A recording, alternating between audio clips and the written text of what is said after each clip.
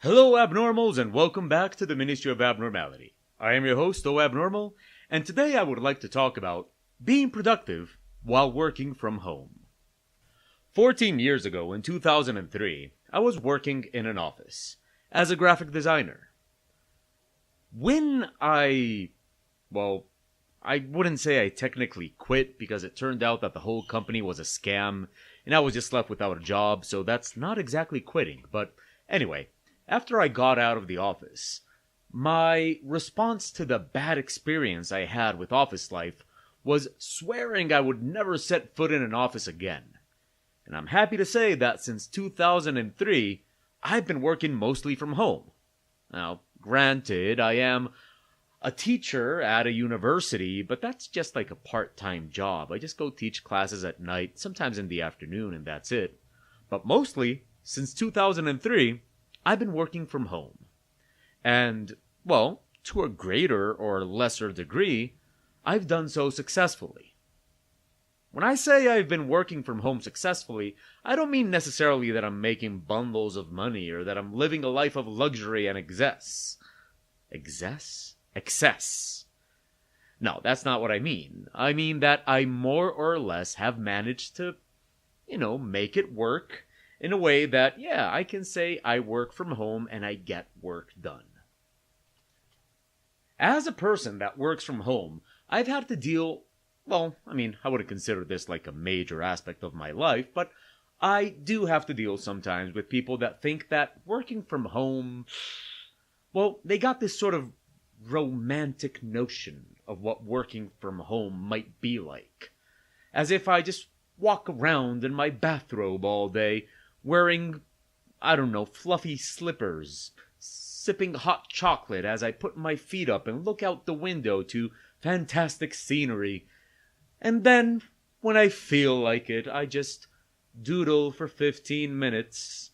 Because, of course, since I'm an artist, people think that part of the job is also easy, which is actually a good topic for a future video, but not today. Anyway, people seem to think that my life is just comfort and ease and no inconvenience whatsoever. And a lot of people seem to think that working from home is exactly that. And I've met a lot of people that want to work from home thinking that that's what it's going to be. But those of you that work from home like I do know that it could not be further from the truth. Working from home has its own set of challenges and difficulties. Naturally, working in an office has another set of challenges and difficulties. And you know what? Let's start this video by saying it like it is. Working from home is not for everybody. Some people are better suited to office life and having coworkers and that kind of stuff. It suits some people better. But working from home is better for some people. And sometimes you don't even have the choice. You either have to work from home or you have to work from an office, and you don't get to choose. Whatever your situation is, I would suggest trying to make the best of it. But since I work from home, and I've been doing it for a while now, I wanted to share with you a little bit of my experience, and perhaps that can help you become more productive, or at least have a better time working from home. At the same time, I believe that this advice that I'm going to give would also serve any artist that is trying or struggling, I would say, with being more productive. A lot of times, I've met a lot of artists that have a lot of potential and could do great things, but they struggle with getting any work done. Maybe some of these tips and tricks can help you. So, let's see what I got. Before we go into the first step, let's start with something that's not even a step. It's just something you gotta do. And that is, you have to be honest with yourself. Now, I know, that sounds like super self-improvement and stuff like that, but you have to be honest with yourself. Stop tricking yourself into believing that you know what's best or you have all the answers. I'm not saying that I know what's best and I have all the answers, but hey, if you're having problems with your productivity, obviously something isn't working. So it's about time you acknowledge that maybe you could be doing some things different, and maybe you're gonna have to make some changes in your life. Face that fact. Be honest with yourself. If things are not working out, then something needs to change. You can't seriously expect to do things exactly the same and get different results. It just doesn't work that way. So before anything else, you gotta be honest. Honest with yourself and face the fact that maybe you're gonna have to change some things in your life. I know change isn't easy, and I know not everybody likes it. But if you want positive changes in your life, you're gonna have to change some things. Just face facts. Now we can begin. So, first things first, work is work, and you have to treat it like work. The first thing is a matter of attitude. Now, I know it sounds pretty obvious that work is work, but our brains work in very, very weird ways. And if we don't assume an attitude where we acknowledge that what we're doing is actually work, then our brains don't take it as such. Don't think that because you are working from home, or simply because you're working in an informal environment, what you're doing is informal. Be it because you're an artist just trying to practice and improve your skills or trying to develop more productive habits, or because you're a professional that's actually making money off of what you do, don't treat the work that you do like it's nothing serious or just, not a big deal. You have to assume the mindset that what you're doing is actually work. Now, this sounds very, very vague, of course, but for example, think about what kind of excuses you would use to get out of work if you worked at an office, right? Like, if you're sick, how sick do you have to be before you think that you would be allowed not to go to work? Well, what kind of excuses do you use to not work when you work from home? I've seen people that just go ahead and say like, yeah, I just don't feel like it today. And they don't work, and they don't do anything. I've seen it with people that come and tell me like, yeah, you know what, I'm gonna draw every day to get better. But then, I don't know, a cloud looked at me funny today, and they decided that they just can't work anymore. Now, of course, there are situations where you would genuinely be able to not go to work. Like, I don't know, maybe your nipples exploded or something like that. I suppose at work they would understand if you don't go in that day. But if you call to work and say like, I got a mild headache and today the cat stuck its tongue out of me, so I'm kind of annoyed, so I'm just not going to do anything today, that excuse would not fly. Treat your work like it's actual work, because it is. Feeling mildly uncomfortable or feeling emotionally not 100% is not an excuse to not get things done. If today you're not in a good mood, well, guess what? You're gonna work in a bad mood, but you gotta do it anyway. If today you're sad, guess what? You're gonna work sad. If today you're very happy, then you're gonna work while you're happy. Don't use anything that comes up in your life as an excuse not to work. Now, do keep in mind, and this is a very important disclaimer, that if you find yourself in a situation in your life where just absolutely anything, no matter how small, just makes you crumble and you can't get anything done, you might have a problem that goes a little bit beyond discipline. So, what I'm talking about here is just people that are making up excuses and using any reason they can get their hands on to just goof off and not work all day. But if you are seriously struggling with just gathering up the strength to get a pencil into your hand, you might have other problems that might require going to a professional. So, on the one hand, treat your work like work, don't use any excuse available to skip work, and assume an attitude where Just imagine that you have a boss, and you would be presenting whatever excuse you got to your boss. What would your boss say? But on the other hand, if this is a real huge problem for you, you might need some professional help.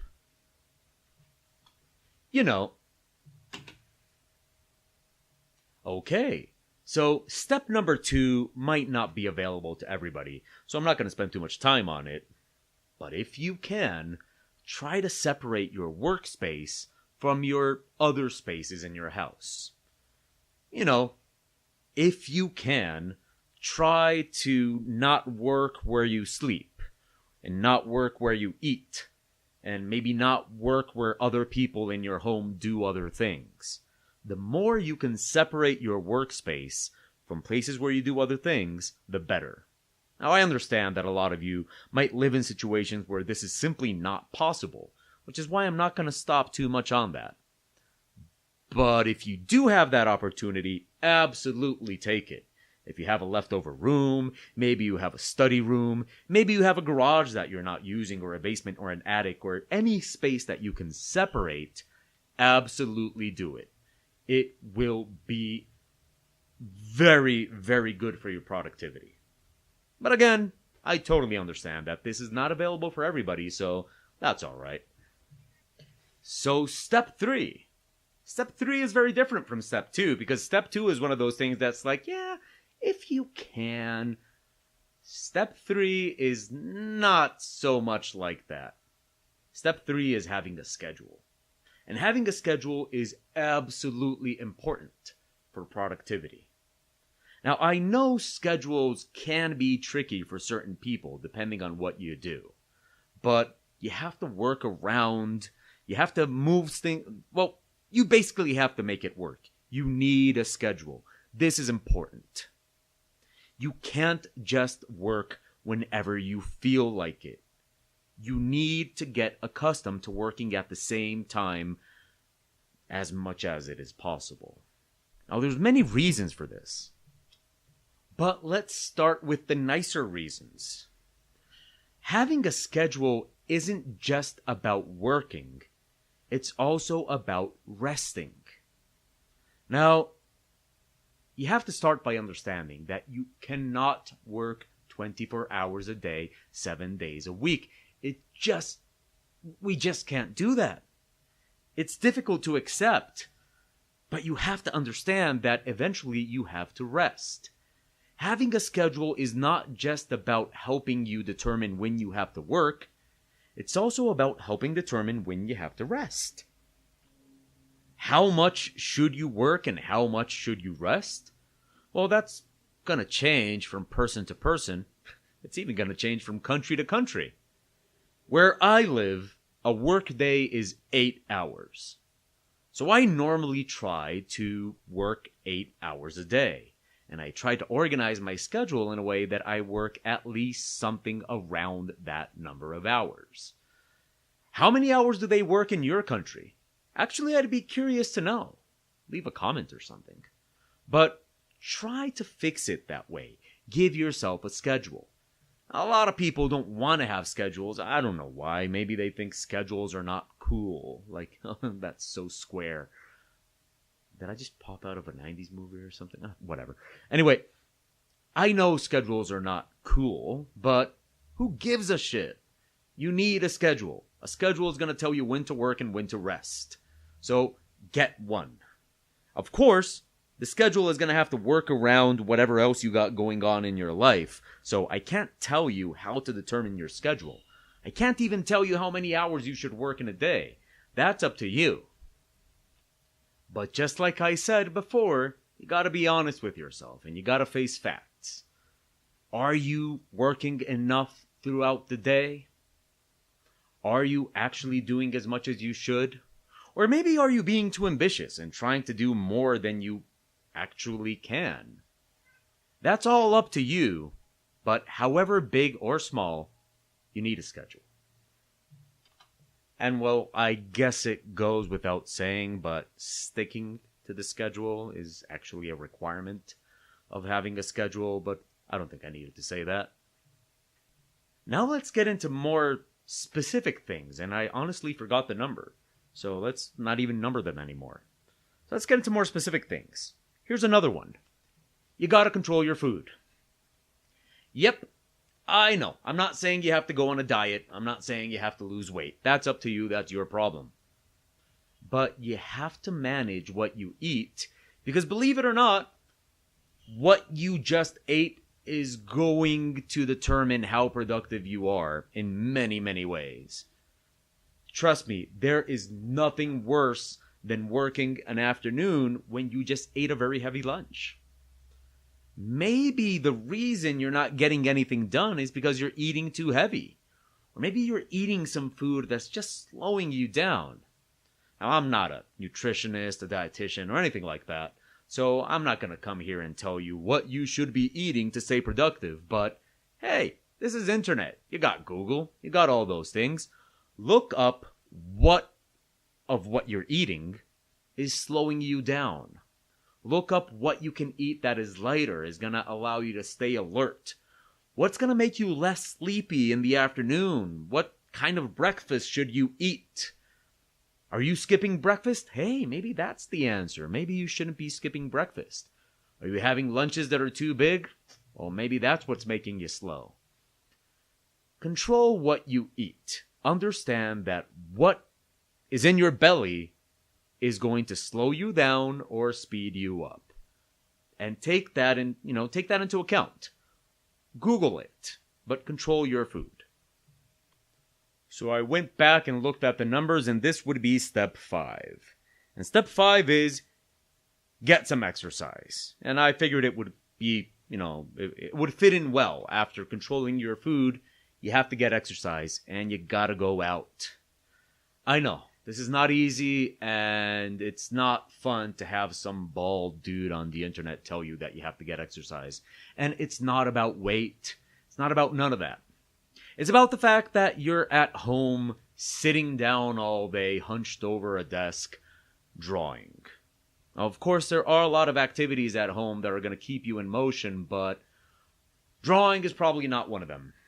And look, I don't know, maybe it works for you. I've tried stand-up desks and all that kind of stuff.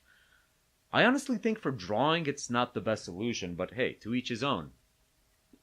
But the truth of the matter is that what we do is not exactly moving our bodies. And we need our bodies. I don't care if you think that your body is just a vessel for your brain or anything like that.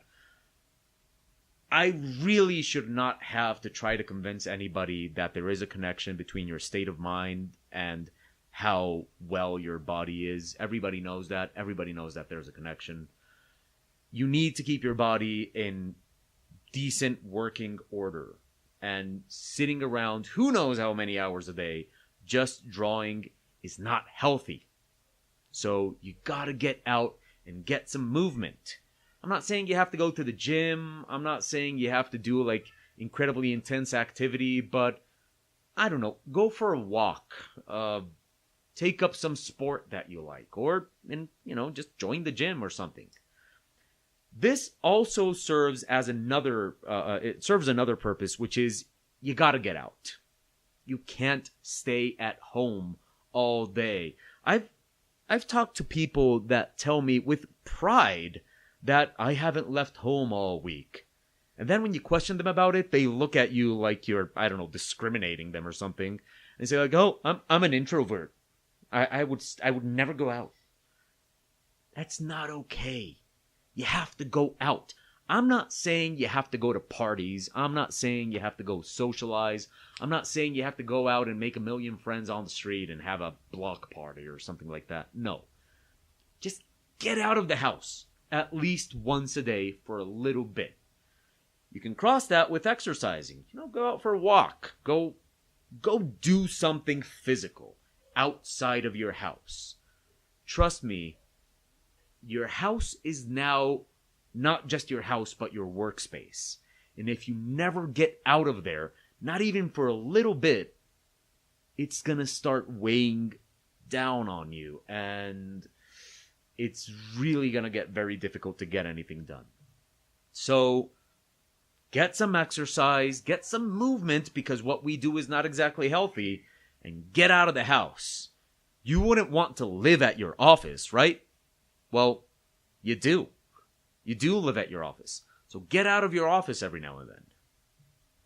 Step 6 is know your quirks. Now, what do I mean by that?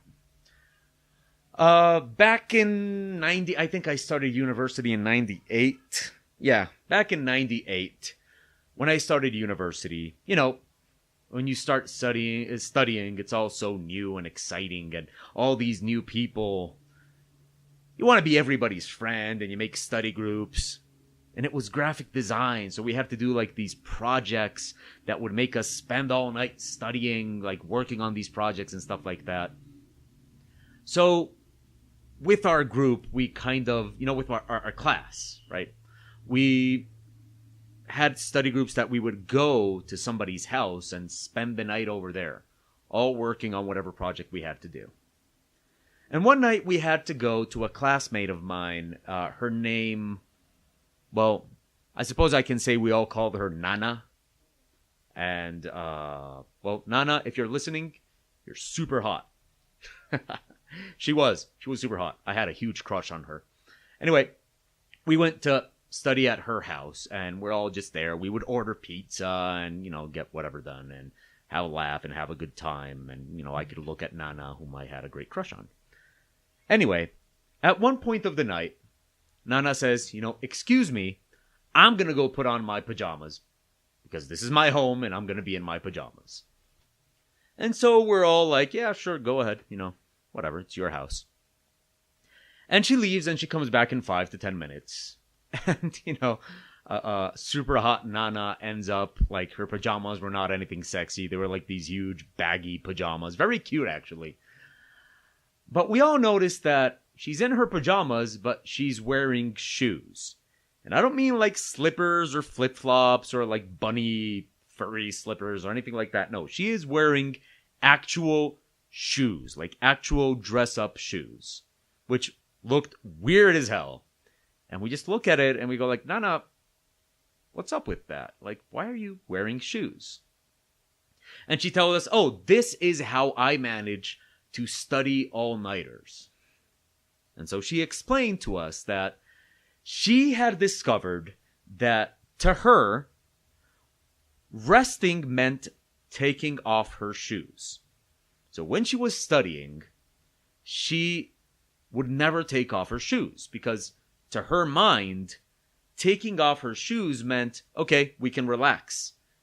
And so when she was studying, if she took off her shoes, she would fall asleep or she would get distracted or anything like that. But for some reason, even if she was in her pajamas, if she still wore shoes, she would have no trouble staying awake and concentrating. Now, it's a very, very cute quirk, but I never forgot about it.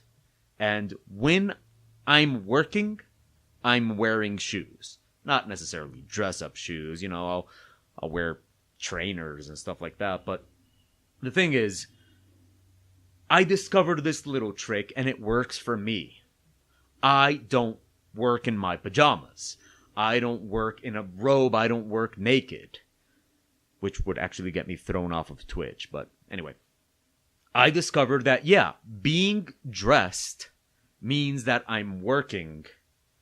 And it actually helps me a lot. It helps me a lot because when I stop working, I immediately go and, take off my pants, put on some shorts, some boxer shorts or whatever, take off my shoes. So I'm not working anymore. It kind of helps me, kind of like when I said to separate the spaces, it's separating spaces within your mind. I dress this way to work. I dress this other way to not work. And it helps me keep those things separate in my mind. Now that's just a little quirk. I wear clothes to work when I'm at home. Nudity is not clothing for working. It's clothing for having fun. I try to keep those things separate. Now that's just one quirk, and there are a bunch. You can have many, many different things that help you remain productive. Maybe you need to have the lights on. Maybe if you turn the lights off, you can't work anymore. Maybe you need to have a clean space to work in. Another quirk that I have is that I have one chair for working and one chair for gaming. It's not a gaming chair. I wish I had a game chair, but I don't have that. No, I just have one chair to put at my desk that's not for working. It's a little bit more comfortable. It's a little bit more relaxed. And another chair that's, it's not a bad chair. I have to take care of my back, of course, but it's a chair for working. And I don't know, my mind kind of knows that this is working chair, this is gaming chair, and it helps a lot. Another thing I discovered about how I work is that I work a lot better if somebody is there watching me work. I don't know, I guess maybe I'm embarrassed to stop working if somebody's watching me. So I discovered that if somebody is there, whatever, I have to work. I can't let other people see me goof off. I'll feel bad. At first, I actually had somebody here working with me, but when that stopped being a possibility, I discovered Twitch. As most of you know, I have a Twitch channel. It's Abnormal. Go check it out and subscribe. It's awesome. But one of the reasons I have the Twitch channel is because I know that while I'm streaming on Twitch, I will be working. It might not be the most efficient way of working. Maybe I would work quicker if I didn't have to look at the chat room and talk to people and stuff like that. But I do know that I won't, while people are watching me work on Twitch, start doing other things. So, hey, having people watch me work helps me stay working. Now, I could go on and on talking about my own quirks, but try to look at yourself as some sort of experiment. Be fascinated with the situation and try out different things. See what kind of results you get. Ask people about what quirks they have in order to stay productive and try out these things. See what works for you, and don't be afraid to have like a bunch of quirks and rituals and stuff that you need to do in order to stay productive. Hey, maybe you need to, light a candle and have a certain type of smell. Maybe you need a certain type of light. Maybe you need music. But on the other hand, I've met artists that can't work with music. Weird. I would not be able to work without music, but I've met artists that discovered that without music is how they work. Maybe you need somebody to talk to. Maybe you need somebody else working with you in order to push you into working. There's a bunch of stuff. Just like super hot Nana that needed to wear shoes to be able to work. Maybe that's what you got. Which would bring me to step 7, which is connected to step 6. So let's not actually call it step 7, but 6.2. Don't think that you know all your quirks. Because you don't. And I don't. Don't think you know everything about yourself. A lot of times, we tend to believe that we already know everything about how we work and how we function, and more often than not, we're wrong. I've had a lot of students tell me that they absolutely work better late in the night. They absolutely work better late in the night. So you see these people working from like midnight to 5 a.m. or midnight to sunrise. And then they sleep until noon, and then they do whatever all afternoon, and then they eat, and then they do it again. And the thing is, while people that work better at night do actually exist, most people, the majority of humanity, works better during the day. Do you really work better at night, or are you just convincing yourself that you work better at night? Do you really function better without your shoes on, or do you just think you do? Do you really work better with music, or have you not even tried working in silence and seeing what happens? Maybe white noise is something for you. Maybe having somebody working with you is going to be the option for you. Maybe, there's so many possibilities, and you're never going to know until you try. But you're not going to be trying these possibilities if you're not willing to set aside the belief that you know yourself better than anybody else and maybe consider different options. So, know your quirks, but at the same time, don't think you know everything about yourself, because you don't. Okay, now we got step 7, and this one is a difficult one. Not a difficult one to talk about, actually that's quite easy. But it can be difficult for a lot of people, and this is one that I had to deal with early on in my work-from-home career. And that is, you gotta talk to your friends and family about work being work. When I first started out working from home, I was living with my parents. And it was difficult at first because they kind of assumed that since I was at home trying to get some work done, I was basically unemployed. Which, well, I mean, technically I was at the time, but my mother would pretty much consider that like, just, okay, yeah, he can run errands for me. My parents would call me and say like, hey, come help me out with this. My friends would call me and ask me to hang out. People would visit me at home. All these kind of situations would happen with my friends and family where they would see that I was at home, so they would treat it as if I were available. But I wasn't. I was working. Eventually, I had to sit down with my family and tell them, look, I'm trying to work, so I can't run errands. I can't do you favors. You know, within reason, of course. You know, it's not like my mother's going to be like at the door, I need to go to the hospital. I'm going to be like, geez, Mom, I'm working. No, I mean, of course not. Within reason. But you have to talk to your people, to the people in your life, and let them know that simply because you're at home doesn't mean you're available. No, I can't hang out. No, you can't visit me. No, I can't run errands with you. I can't do you favors. I am at work. Now, of course, you don't have to be a dick about it. I mean, you can be nice. Explain nicely. Try to get them to actually understand. Don't be a dick about it. But a lot of times, one of the biggest limitations to working from home is the people that are in that home, or the people in your life that are not allowing you to work. Get them to understand. This is a very important step if this is an inconvenience for you. It's not for everybody, but keep that in mind. And finally, I think this would be number 8. I don't know. And finally, don't be afraid to use some productivity tools.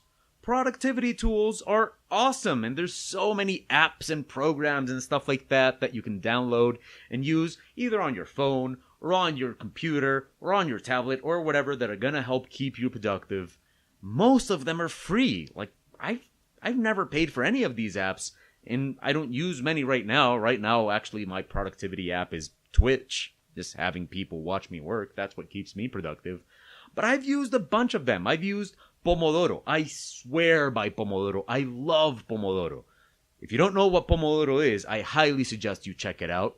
It's this productivity tool that makes you separate your work into little chunks. It really, really, really works. Check it out.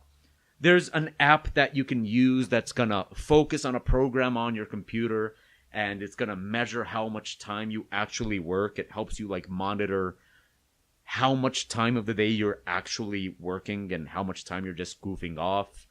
There's productivity apps for everything. Productivity apps that are gonna restrict access to Facebook while you're supposed to be working, that are gonna let you not do anything else, that are going to I once heard about this one productivity app that if you were working in a program and you wanted to like open Google Chrome or whatever or something like that, you had to reboot your computer. You couldn't just open Facebook. You had to reboot your computer. So that made it so that you didn't want to open it as much. There's a ton of stuff. All you got to do is, again, Google it. Productivity apps. There are so many. Don't be afraid to use them. They are really going to help out. Of course, I'm not going to make a list. Maybe that's a topic for a future video. You know, my top 10 productivity apps or something like that. But Then again, there's so many lists of that, so just check it out and use them. They really do help. And so, that's it. There's probably a ton more tips and tricks that I could give about how to stay productive, but this video is already pretty long as it is, so I'm thinking that's enough. Of course, if you have any productivity tips, please post them in the comments or send them to me however you want. I would love to know about them because guess what? Your productivity is something that you're actually going to have to get interested in. This would probably be like the final tip, the final piece of advice. You have to become interested in your own productivity. Being productive is not something that just happens. Sure, there are people that are just naturally productive, but for most of us, it's something that you actually have to make happen. So get interested in it. And if you have any tips or tricks about how you stay productive, please let me know. I would love to know because I'm always trying new things, seeing how I can increase my own productivity. For now, that's going to be it for this video. I hope you enjoyed it. And until next week, you have been watching the Ministry of Abnormality. If you would like to support my work, help me out make future videos or anything like that, please go check out my Patreon, where I am Abnormal. You're also going to be able to get a high-resolution version of the image that you've been watching me make during this video. So if you like it, you're going to get a poster-sized version of that image and the line work in case you want to practice your coloring. I also have a Twitch channel where you can go watch me work live, just like I mentioned before, where I'm also Abnormal, and you'll find me anywhere you want on the internet as Abnormal. If you are one of my Patreon supporters, thank you so much. You make my life so possible. And also, it's my birthday, so happy birthday to me. That was totally irrelevant. But it is my birthday, October 4th, so yay me. Anyway, I'll see you next week, and as always, if you have any suggestions or ideas for future topics, please let me know. Leave a like, comment, subscribe, all that kind of stuff. And until then, stay naughty.